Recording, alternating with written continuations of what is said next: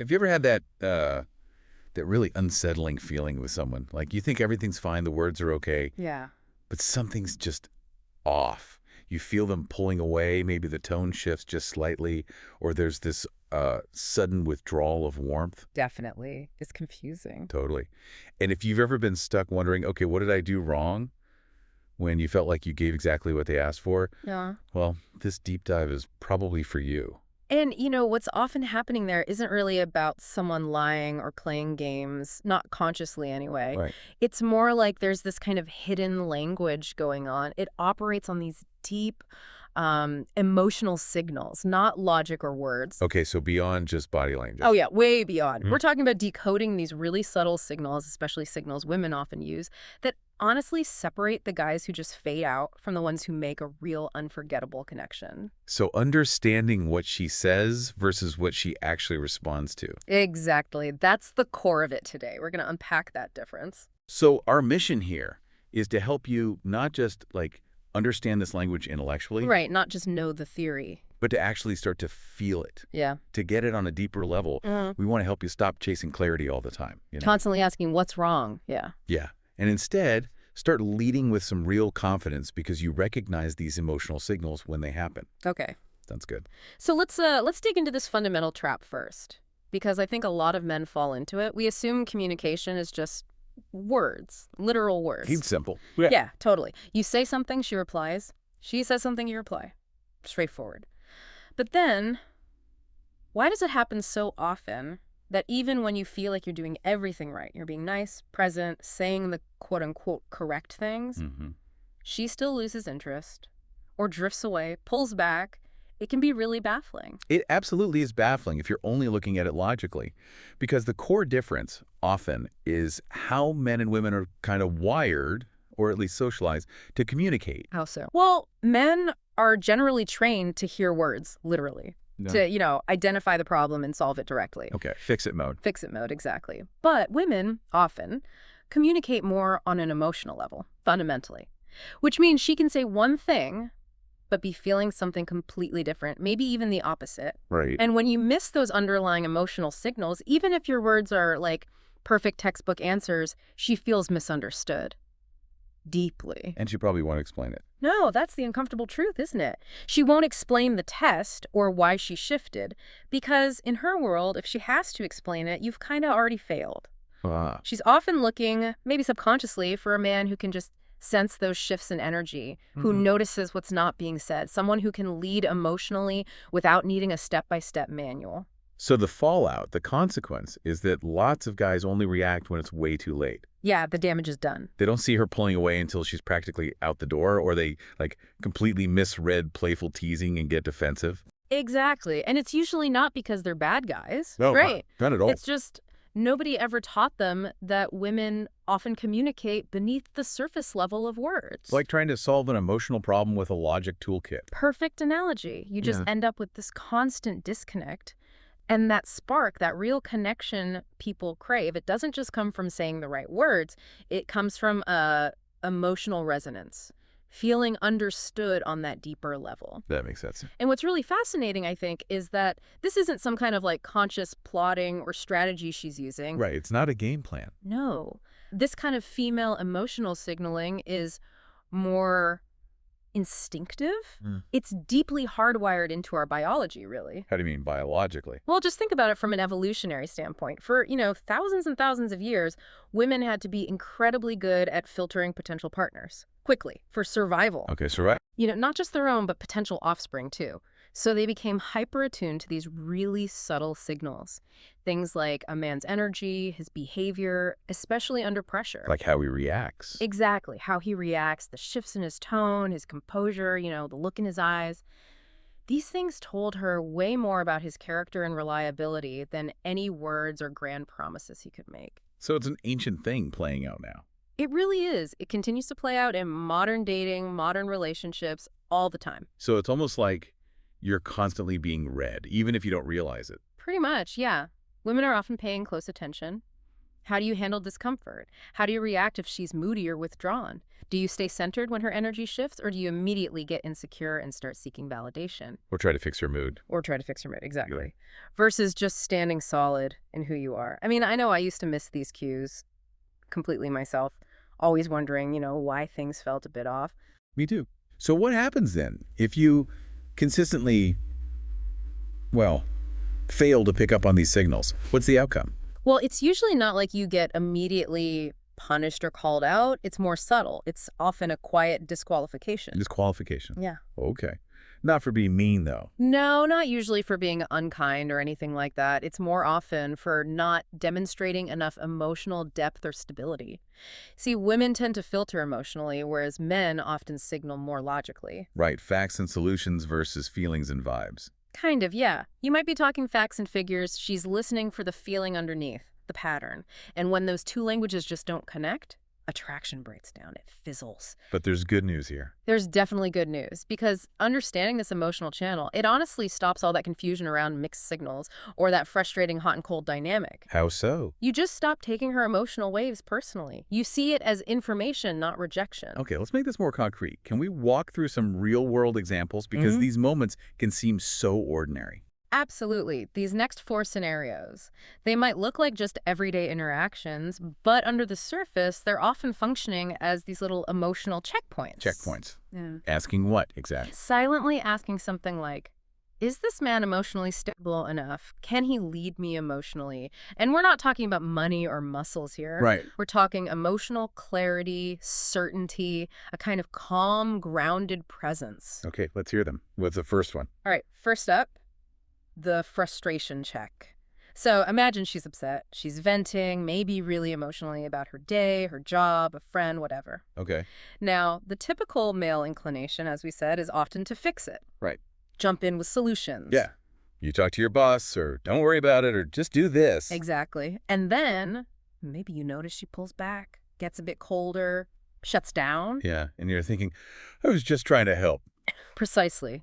But the crucial thing you might have missed is she wasn't actually looking for a fix. She was maybe unconsciously checking your capacity to just hold her emotion. Can you handle her being upset without needing to immediately control it or solve it? So it's about safety. It's totally about safety. Can she feel safe being vulnerable around you without feeling like she's being managed or dismissed? So the passing response isn't fixing.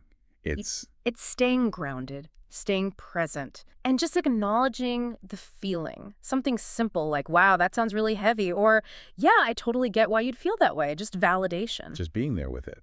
Hmm. Okay. I can see how that feels different. What about when she just goes quiet? The silent treatment.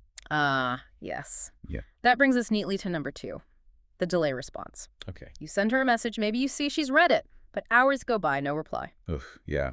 Mind starts racing. Exactly. What's the common reaction? You start overthinking, maybe you double text, hey, everything okay?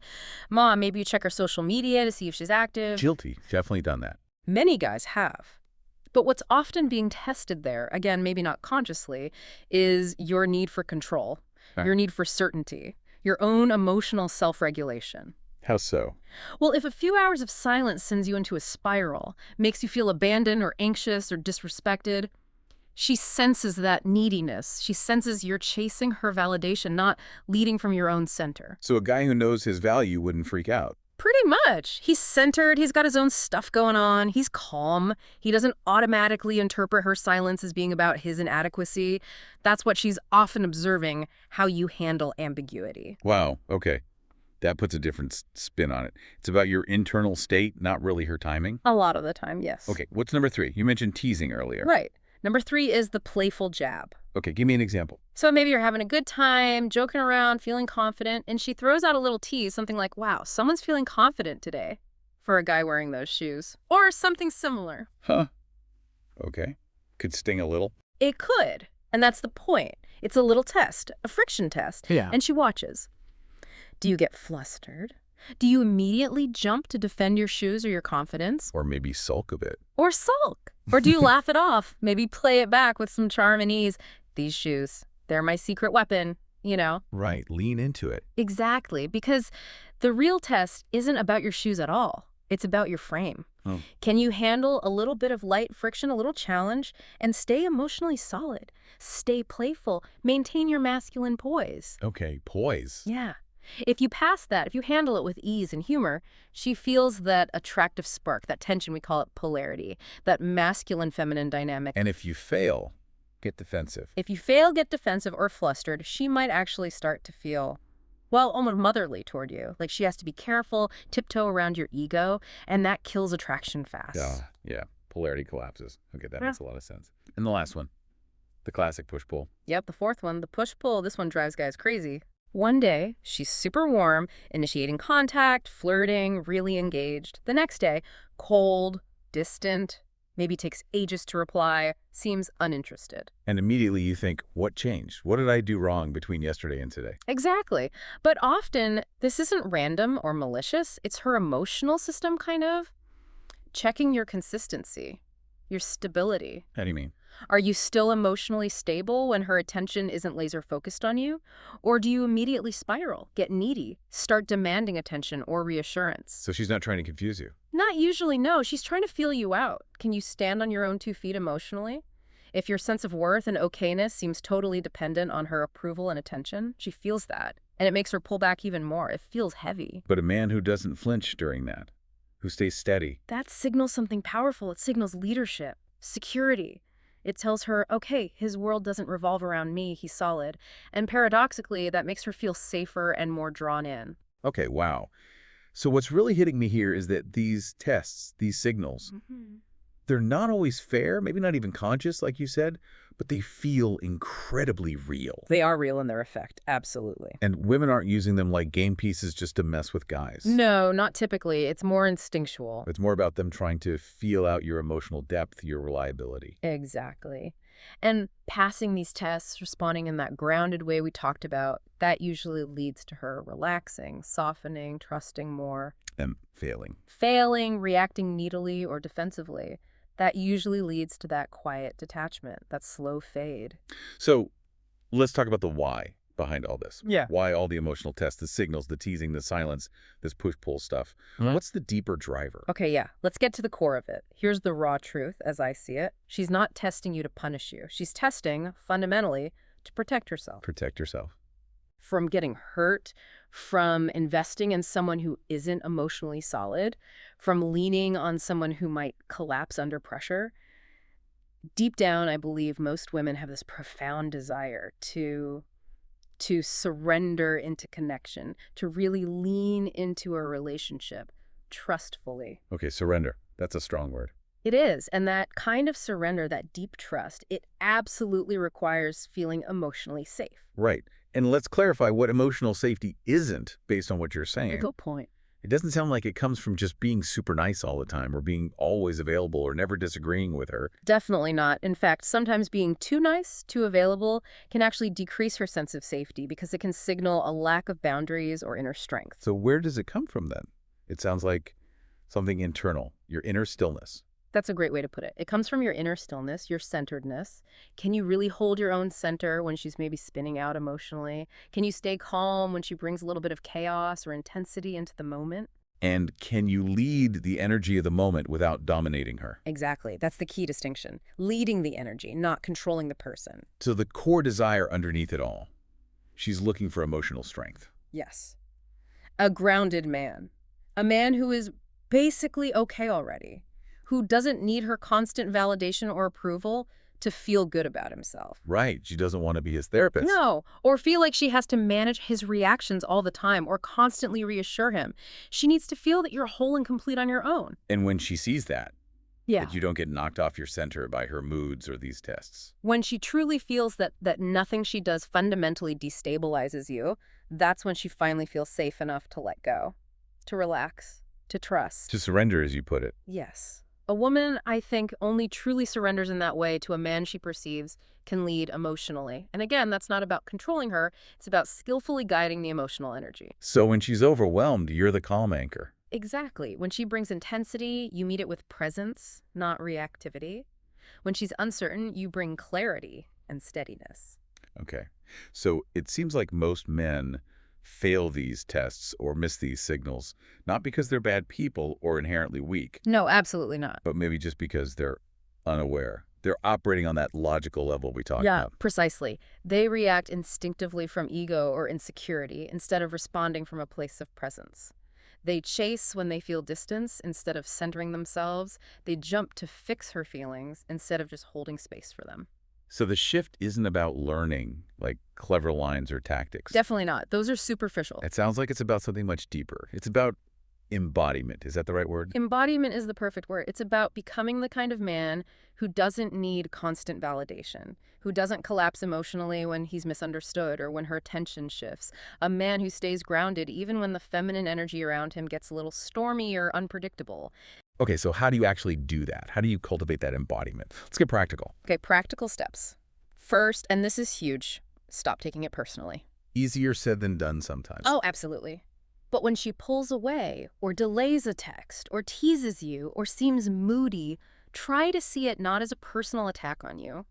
See it as feedback, as data, as just emotional information flowing. Okay, detach from the immediate emotional reaction. Yes. Observe it more objectively instead of reacting from your ego. She disrespected me or she doesn't like me anymore. The second you stop personalizing her emotional waves, you actually gain the power to navigate them, even lead them. Okay, observe, don't absorb. What's next? Second, and this sounds almost ridiculously simple, but it's incredibly powerful. Breathe before you react. Just breathe. Just breathe. When she says something that pokes your ego, or when she acts unpredictably, your body's first instinct is probably fight or flight, right? Get defensive, chase, argue, explain. Yeah, that gut reaction. Instead of acting on that impulse, just pause. Take one slow, deep breath. Let that initial wave of reactive emotion, the anger, the anxiety, the insecurity just wash through you for a second. Then respond. From presence, not from pain. That pause creates space. It creates crucial space. That single pause can literally separate you from how maybe 90% of guys react in those moments. Okay, breathe. Got it. What's number 3? Third, mirror her energy, but without absorbing it. Okay, unpack that. Mirror without absorbing. So if she's expressing anxiety or sadness, or maybe she's annoyed about something, don't immediately try to shut it down or tell her not to feel that way. Let her feel it. Validate it. Okay, validation again. Yes. You can say things like, I hear you, that sounds really frustrating, or yeah, that makes total sense why you'd feel sad about that, or even just, you're allowed to feel that way, I'm still here. So you're acknowledging it. You're acknowledging and validating her emotion, which makes her feel seen and safe. But, and this is the key, don't collapse into it with her. You don't become anxious because she's anxious. You stay grounded yourself. Exactly. You're holding the space for her emotion without getting swept away by it. You're not fixing and you're not fleeing the discomfort. You're just holding. And that holding, that is immense strength. Holding, not fixing or fleeing. Okay, that's powerful. What's fourth? Fourth, remember this little metaphor. You aim to be the emotional thermostat, not just the thermometer. Thermostat, not thermometer. Ah. Okay, what's the difference? Well, a thermometer just reflects the temperature of the room, right? If it's chaotic, the thermometer reads chaotic. Most guys act like emotional thermometers. If she gets upset, they get flustered or upset too. They just reflect her state. Okay. But a thermostat sets the temperature. The man who consistently passes these tests, who embodies that calm presence, he acts as the emotional thermostat. He doesn't just reflect the chaos. He brings steadiness to the chaos, not because he's forcing it, but because he is steady within himself. He sets the emotional tone. He brings the calm because he is calm. That's it. He is it. Okay. Thermostat. Love that. What's number 5? Fifth, this one requires some discipline. Practice emotional delayed gratification. Delayed gratification. Like, don't eat the marshmallow. Huh. Sort of, yeah, but emotionally. Your immediate impulse, especially when things feel uncertain or you feel slighted, might be to react right away. Yeah, fix it now. Clarify. Explain yourself. Win her back immediately. Exactly. All that urgent energy. Instead, sometimes the most powerful thing you can do is wait. Let things breathe. Don't immediately chase or demand an explanation. Just stillness. Sometimes, yes. Stillness can be an incredibly powerful move. Let her feel your absence, but let it be a secure absence, not a needy one. Let her come to you. Sometimes letting your calm, non-reactive absence speak is far more pertinent than filling the space with insecure words. Okay, let your absence speak louder than insecure words. That's interesting. And finally, number 6, embody purpose over performance. purpose over performance. Yeah. You're not fundamentally there in the interaction to impress her. You're there to express you. Be grounded in your own life, your own mission, your purpose, your personal growth, whatever that looks like for you. So your world doesn't revolve around her reaction. Precisely. When she feels that, when she truly senses that your sense of self, your direction, your okayness doesn't rise and fall based on her mood or her level of attention that day that is deeply attractive, that is magnetic. That's the kind of leadership energy she instinctively trusts and feels safe with. Okay. So wrapping this part up, it really sounds like the path forward isn't about memorizing lines or, gaming the system. Not at all. That's surface level stuff. You pass these tests, navigate these signals by actually becoming a man who is, what was the term you used? Emotionally sovereign. Emotionally sovereign. Yeah, I like that term. Meaning you can listen without automatically reacting, you can hold space without feeling the need to fix everything, and you can move forward with your life without constantly needing external approval, especially hers. That's the essence of it. And the goal isn't just to pass the tests like it's some exam. Right. The real goal is to outgrow the need for the tests altogether. Because when she feels that deep inherent stability and self-possession in you, when she sees you're already enough, already whole, the impulse to test just dissolves. She doesn't need to test for safety anymore because she feels safe. She starts trusting instead. Okay. So as we've kind of explored all this today, Right. maybe it's clearer now that it was never really about the specific words you used or didn't use or some dating script you followed. Right. It goes much deeper. It was always about who you are deep down, Mm-hmm. especially in those moments when she can't quite articulate what she needs or when her energy shifts unexpectedly or when things just feel Yeah. uncertain. Yeah, that's the crucible, isn't it? That's where many guys tend to wobble or react from insecurity. But now, hopefully, you have a much better understanding of that whole game beneath the surface. Yeah. And seeing these signals, the teasing, the silence, the little pullbacks, not as rejections. But as invitations. Exactly. As invitations. Invitations for you to rise, to center yourself, to lead with emotional stability. And this builds that lasting, genuine attraction, not through trying to control her or the situation, but through your own inner calm. Not through pretending to be perfect, but just through being present. Presence, not perfection. I like that. Okay, so here's maybe a final thought for everyone listening to carry forward. Yeah. The next time you feel confused by someone's behavior, maybe instead of just reacting, ask yourself 2 questions. First, what are they really feeling right now underneath the words or actions? Mm-hmm. Good question. And second, maybe even more importantly, can I hold space for that feeling, whatever it is, without needing them to change it just to make me feel secure? Ooh, that's a powerful one. Can I handle my discomfort with their feelings? Exactly. And maybe a third question ties into that leadership piece. Which is? Can I lead this moment, not in a manipulative way, but just to ground the energy for both of us? Yes. Can I be the thermostat? If you can consistently start doing that, asking those questions, responding from that place, you will absolutely stand out. So feel it. Oh, she'll feel it. Even if she can't put her finger on why or explain it logically, she'll just have that sense, okay, this man, he gets it. Presence speaks louder than words. We've really only scratched the surface here today, I feel. It's a deep topic. It is. But hopefully this gives you a new lens. Keep exploring this, keep practicing that inner groundedness, and just see how this understanding might unlock totally new levels of authentic connection in your life.